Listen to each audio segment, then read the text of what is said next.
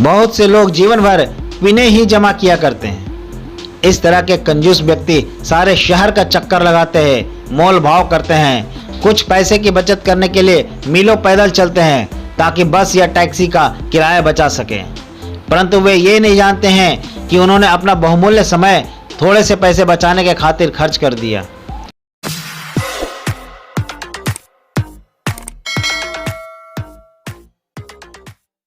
यदि आप सुख शांति नष्ट करने वाली भावनाओं को अपने से दूर रखने का प्रयत्न करें तो निश्चय ही आपका उनसे छुटकारा हो जाएगा।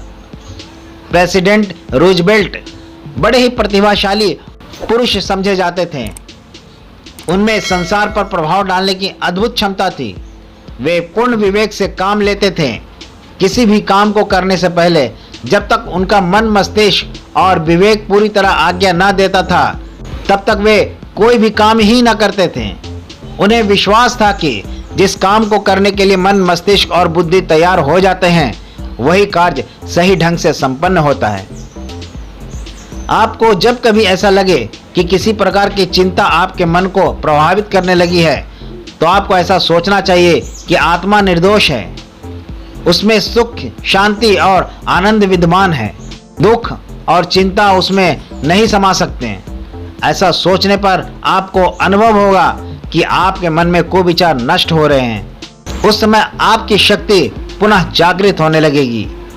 अतः यह ध्यान रखने वाली बात है कि निराशा, उदासीनता, दुख और चिंता आदि दुष्ट विचारों पर विजय पाने का सीधा और सरल उपाय यही है कि आप सुख के स्वप्न देखते रहें तथा चेहरे पर कभी उदासीनता की झलक ना आने दें।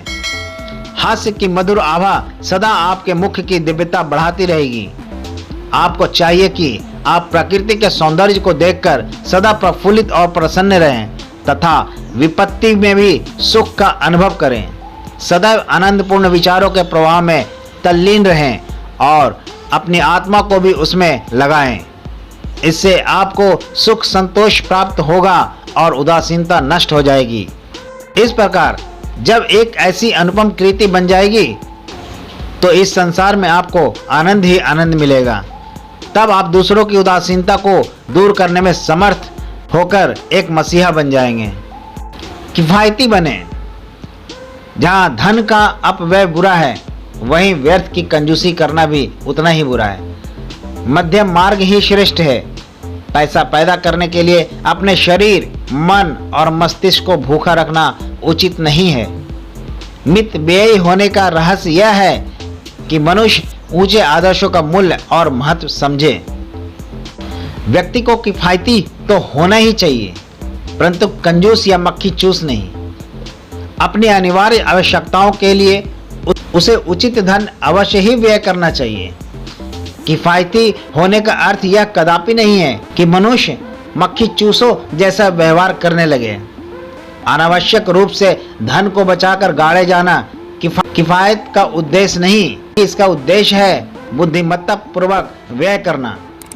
रास्किन ने एक स्थान पर कहा है, हम अंग्रेजी के इकोनॉमी शब्द का जिस अर्थ के लिए प्रयोग करते हैं वह उसके लिए किसी भी तरह का उचित नहीं है। सामान्यतः इस शब्द का अर्थ रुपये पैसे की बचत के लिए आता है। इकोनॉमी शब्द का अर्थ जितना धन की बचत है उससे कहीं अधिक उसका अर्थ है धन का उचित व्यय। वस्तुतः इसका अर्थ है धन का सुप्रबंध। यदि इसे घर के संदर्भ में प्रयोग किया जाए तो इसका अर्थ हो जाता है कि घर की सही देखभाल, समय और धन का इस प्रकार उपयोग किया जाए जिससे घर को अधिक से अधिक लाभ हो। गलत ढंग से की गई बचत का कभी भी सराहना नहीं किया जा सकता है। कुछ यात्री कई बार बचत करने के उद्देश्य से अपनी यात्रा के दौरान ठहरने के लिए ऐसा गंदा होटल ढूंढ लेते हैं जहां किसी भी प्रकार की सुख सुविधा नहीं होती।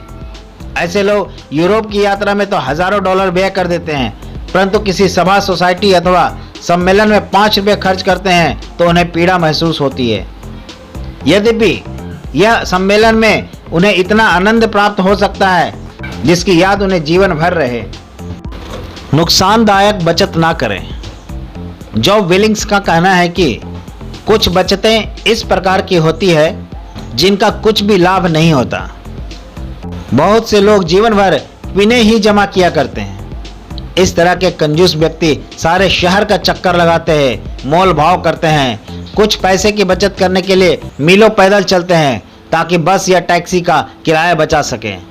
परंतु वे ये नहीं जानते हैं कि उन्होंने अपना बहुमूल्य समय थोड़े से पैसे बचाने के खातिर खर्च कर दिया।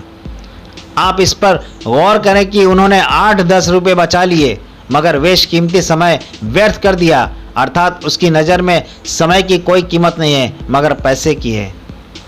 बहुत से व्यक्ति ऐसे भी होते हैं जो कम मूल्य देखकर जूते, कपड़े या अन्य आवश्यक वस्तुएं खरीद लेते हैं। उन्हें इस बात का ज्ञान नहीं होता है कि ऐसी सस्ती वस्तुएं टिकाऊ नहीं होती है। ऐसे व्यक्ति सुंदर वेशभूषा कभी भी धारण नहीं कर सकते हैं, जबकि खर्च उनका अन्य व्यक्तियों से अधिक हो जाता है। जब सस्ती वस्तुएं अधिक नहीं चलती तो अनंततः उन्हें अधिक टिकाऊ और सुंदर वस्तुएं खरीदने के लिए विवश होना पड़ता है।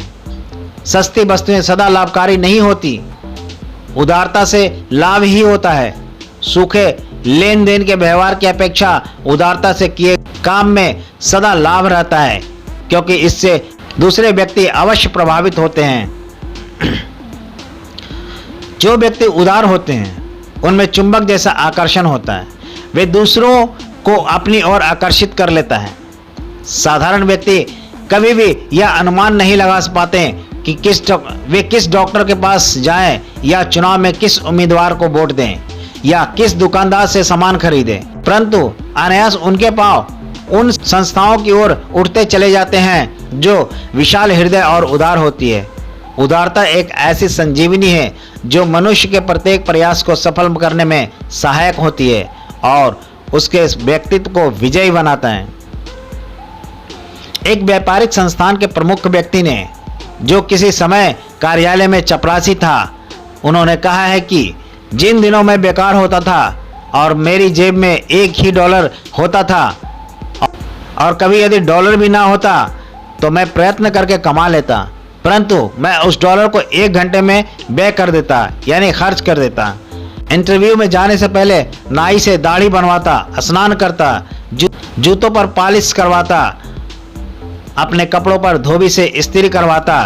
तब तक उस डॉलर में से मेरे भोजन के लिए कुछ भी ना बचता, तो भी इंटरव्यू पर जाने से पहले मैं अपने को प्रियदर्शन अवश्य बना लेता।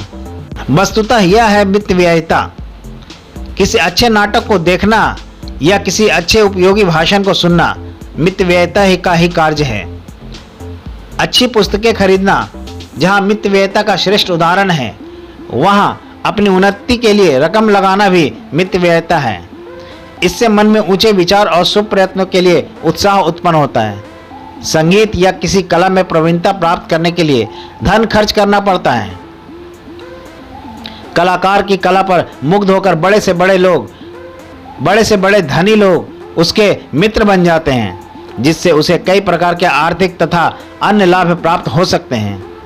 इस प्रकार घर में पियानो या किसी अच्छे अन्य वाद्य यंत्र का होना भी मितव्ययिता ही है।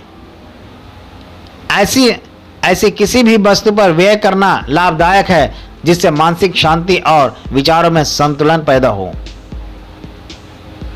बीच बीच में कुछ दिनों के लिए यात्रा करना, अपने घर से बाहर जाकर और अध्ययन करना कि संसार की गति क्या है, यह भी एक प्रकार की मितव्ययिता है।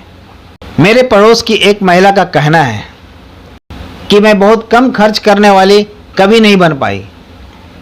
यद्यपि प्रत्येक ऐसा पैसा जो खर्च से बचा लिया जाता है वह जमा हो जाता है। वह अपने वस्त्र स्वयं सिलाती है, केक और रोटी को भी घर में ही बनाती है।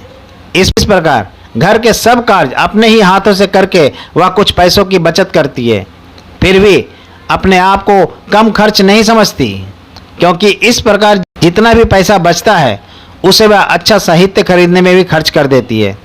उसका वह पैसा अच्छे, सुरुचिपूर्ण और लाभदायक कार्यों में खर्च हो जाता है। इसे भी मितव्ययिता या किफायत ही कहा जाएगा।